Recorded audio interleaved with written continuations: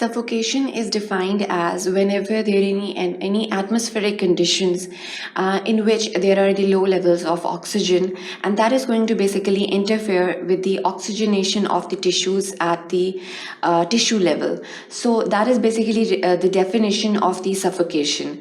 And then whenever we are talking about the smothering phenomena, it is basically when the respiratory orifices, that can mean nasal apertures or the mouth, they are blocked, and that is basically going to refer as the smothering. Smothering can again be sometimes referred to as the suffocation, and there are sometimes the interrelated terminologies that are used. Again, they are the mode of the deaths of the asphyxial form, and we have to emphasize on that factor.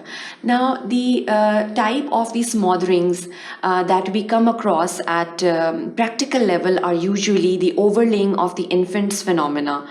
Now, it is also referred to as the sudden infant death syndrome, or the SIDS, and then we can also refer to them as the cot deaths.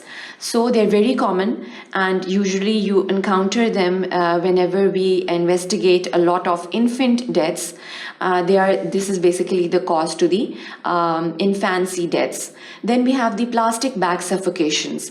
Then again, it can be a part of a homicide, that the mouth, the respiratory orifices, and the nasal apertures are covered by the plastic bag. And again, it can be any form of sexual perversions in which gratification is achieved by the asphyxiation process, and that is going to sometimes lead to these plastic bag suffocation deaths. Then we have the autopsy signs of suffocation, which are again very important, and they are also basically different types of signs. For example, the petechial haemorrhages, the cyanosis, the edema, all of these can sometimes be seen in these suffocating deaths. And the enlargement of the right side of the heart, all of these are the histological, and the chemical markers are even very significant whenever we are dealing with these suffocating kind of deaths. Then how do you basically define suffocation? A death caused by the reduction of the oxygen concentration in the respired atmosphere, formerly known as a vitiated atmosphere. Whenever we are talking about a vitiated atmosphere, it is basically an atmosphere which is providing an adequate amount of oxygen to the person to provide oxygenation at the tissue level. So how do you define smothering? Smothering is a death from the mechanical occlusion of the mouth and the nose, and through sometimes these suffocation and the smothering terminologies are quite interrelated and is used to include this class of death. So death can occur due to this smothering phenomena, and by occluding substance pressing down upon the facial orifices. Facial orifices, as I was already emphasizing upon, these are the respiratory, the nasal apertures, and the mouth even is included in these facial orifices. By passive weight of the head pressing the nose and the mouth into occlusion. So these are the methods of the smothering. Then the pressure marks on the face are the mainstay whenever we notice any pressure marks anywhere, even around the orifices or around the mouth. They are an indicator of the smothering. Again, it can be circumoral and circumnasal pallor. As we can see in this diagram, these nasal apertures, these are basically letting in the air, and this mouth is basically letting in the air, and any compression can basically partially block the air to enter into the trachea. So that is basically the method of the air entry into the body, and it can be blocked by any kind of a compression. Now, where head is found supine, it is again an indicator for the smothering, and the variation in the color on the face when contrasting white and pink patchy appearance of the post-mortem lividity. These are again the indicators of the smothering phenomena. Bruises or abrasions on the cheeks, around the mouth, lips, or lesions within the lips or the mouth.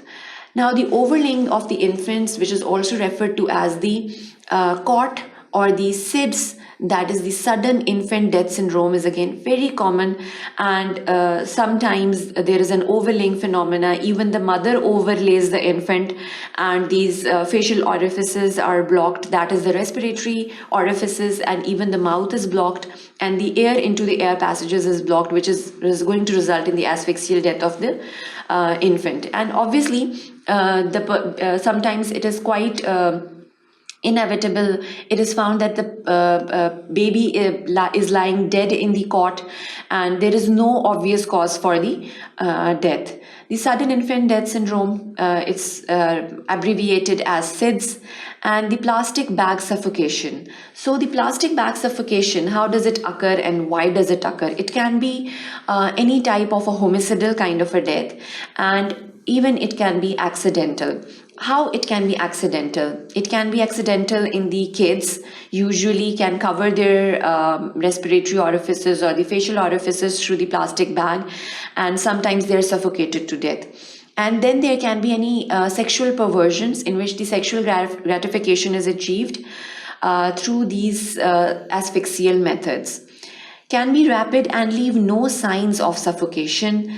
There can be a rapid cardio-inhibitory mode, and the moisture is seen inside the bag and indicates that it was put on during life. Now, what are the autopsy signs of suffocation over here? The local signs to substantiate the pressure on the face are sometimes found in the autopsy report, and all of these local signs of the facial pressures have to be marked or documented very carefully. Bruising periorally and perinasally, around the mouth, around the chin, around the nose have to be documented. Buccal surfaces to be bruised or abraded, they're again going to mark any facial pressures, and the early stages of the post-mortem, that is the discoloration of the skin, is again documented in detail while we are writing an autopsy report. Now the autopsy signs of suffocation. Obviously, if a person is suffocated, it means there are any external factors which are coming into play, and the environment is deprived of the normal vitiated environment in which the amount of oxygen is sufficient to provide adequate amount of supply of oxygen for the tissue oxygenation.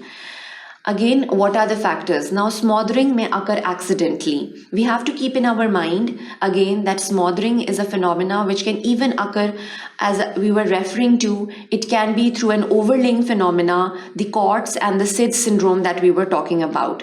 Now, the cot deaths are again an example for the suffocating phenomena, and the congestion and the cyanosis is very common in these suffocating or the deaths due to smothering phenomena. Now, the findings may be postural or hypostatic. Again, we can have a lot of patchy appearances on the face, which can again relate to these suffocating kind of deaths. Now, in this section, basically, we dealt with two major modalities, that is the suffocation and the smothering. How does it occur, and what are the autopsy signs that we can find in these type of deaths? That was the end to this section. Thank you for watching sqadia.com.